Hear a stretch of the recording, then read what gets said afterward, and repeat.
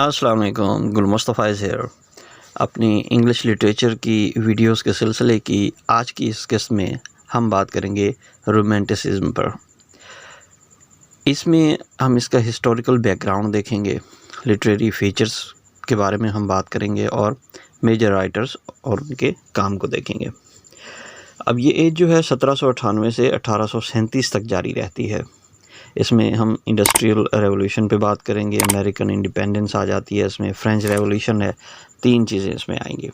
तो चले देखते हैं कि आज इस सिलसिले में हम क्या देखने वाले हैं।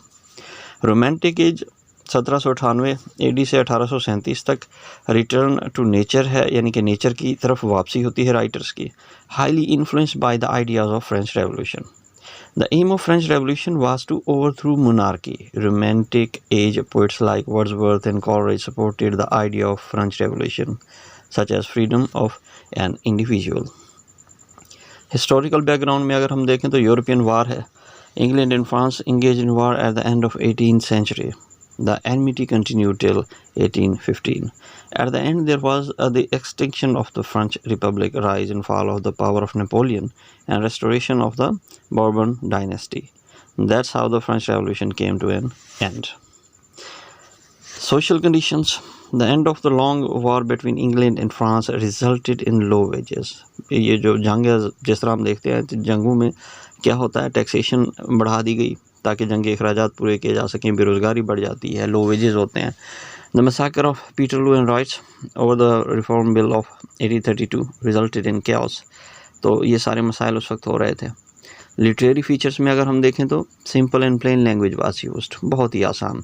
The romantic poets wrote for common people, क्योंकि वो लोगों को इंडस्ट्रियल रेवोल्यूशन अमेरिकन आ चुकी है, इंडस्ट्रियल आ चुकी है, इंडस्ट्रियाँ बन रही हैं, लोगों के साथ मज़दूर जो होते हैं रवैया ठीक नहीं हो रहा।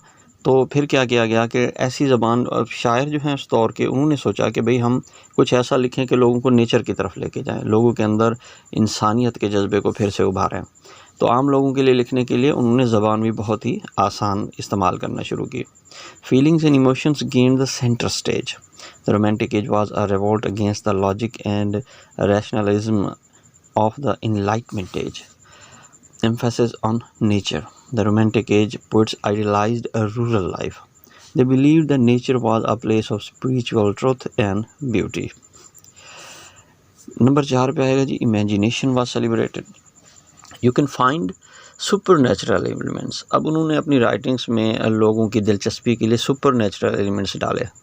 Coleridge coined the term willing suspension of disbelief so that readers can enjoy reading about supernatural elements. उनको मज़ा आए पढ़ने में, तो ये चीज़ें भी डालेंगी इस दौर के अंदर। Free verse gained popularity. Free verse was used of free flow of words. Romantic age poets rejected strict poetic meter such as heroic couplet. बहुत आसान रखा उन्होंने, फ्री वर्स इस्तेमाल की अपनी पोइट्री में। रोमांटिसिज्म जो है, इसमें हम दो तरह से इनको तकसीम कर सकते हैं, फर्स्ट जनरेशन के राइटर्स में और सेकंड जनरेशन के राइटर्स में। आप उनके नाम देख सकते हैं, बहुत ही मशहूर हैं ये। द रोमांटिक इरा में अब देख लें, मैंने जो मशहूर हैं उनको तीन तीन हिस्सों में बांट दिया है। विलियम ब्लेक हो गया, विलियम वर्ड्सवर्थ हो गया, सिमन टेलर हो गए, जॉन कीट्स हैं यहाँ पे, पीबी शेले हैं और जॉर्ज गॉर्डन है, यानी कि लॉर्ड बैरन। अब मेजर राइटर्स जो हैं उनके बारे में हम देखते हैं। पोइट्स हैं William Wordsworth along the college produce lyrical ballad, a collection of poems in 1798 which started the romantic as. ये मार्क किया जाता है कि इनके लिरिकल बैलेड के शाये होने के साथ, इनके लिखे जाने के साथ ही रोमांटिक एज का आगाज़ हो जाता है। और इसमें एक बहुत ही मशहूर पोएम वर्ड्सवर्थ की टिंटन एबे, एक लिरिकल बैलेड का एक बहुत ही ख़ास हिस्सा। Other noble poem of Wordsworth, the Prelude, Solitary Reaper, Daffodils, or the Intimations, the Immortality, or to Duty, Collection of Lucy, बहुत ही मशहूर उनके काम हैं। Samuel Taylor इसके बाद आते हैं।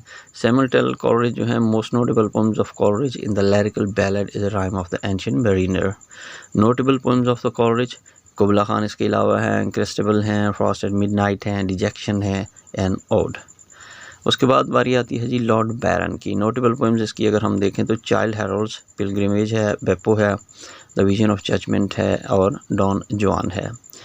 चौथे नंबर पे आते हैं पर्सी बैशी शैले, पी.बी. शैले हम जिनको जानते हैं। नोटेबल वर्क्स इनके अगर हम देखें तो अलेस्टर है, एम टू इंटेलेक्चुअल ब्यूटी है, रिवॉल्ट ऑफ इस्लाम है, ode to the west wind है, टू स्काईलार्क है, प्रॉमिस अनबाउंड है और एडोनाइज है।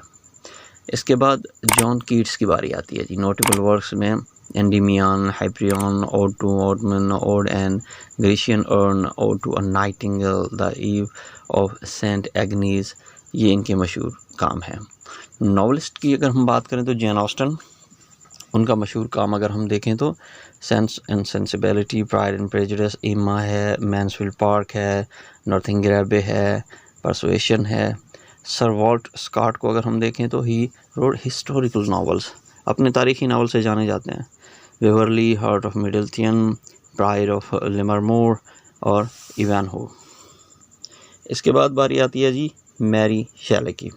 Known of her horror science fiction, बहुत ही मशहूर फ्रैंकेनस्टाइन का नावल है, इससे इन्होंने शोहरत हासिल की। Horace Walpole, known for his gothic novel castle of Otranto. Prose writer की बात अगर हम करें तो चार्ल्स लैम बहुत मशहूर है उस दौर में। He wrote tales from Shakespeare with his sister, it is a children book. बच्चों की सतह पे इन्होंने लिखा, उनको जो है शेक्सपियर की जो चीज़ें थी ताकि बच्चे भी उसमें इंटरेस्ट लें। He also wrote essay of Elia, a collection of essays, 2 लिखी थी उन्होंने। It was publish in 2 volumes. Essay of Elia कहा गया एक को, और दूसरी को द लास्ट एसे ऑफ इलिया का नाम दिया गया। थॉमस डी क्वेंसी, इनकी अगर हम बात करें तो इनके मशहूर काम है confessions of an English opium eater है, knocking at the gate of Macbeth है, रेमिसेस ऑफ इंग्लिश है, लेक पोइट है, द इंग्लिश मेल कोच है। आपको नाम नज़र आ रहे होंगे यहाँ पे। विलियम हैजलिट जो हैं, उनके अगर काम को देखा जाए तो character of Shakespeare's play book on criticism है, राउंड टेबल टॉक, बहुत कलेक्शंस ऑफ एसेज। वैसे देखा जाए तो इसमें अगर हम इस एज की बात करें तो बहुत ही नोटेबल, बहुत ही टैलेंटेड राइटर्स हमें यहाँ पे नज़र आते हैं। अगर आपको आज की मेरी वीडियो पसंद आई है तो मेरे चैनल को लाइक करें, सब्सक्राइब करें और बेल का बटन दबा दें ताकि मैं आपके लिए इसी तरह अच्छी वीडियोस लेके हाजिर होता रहूँ। बहुत बहुत शुक्रिया।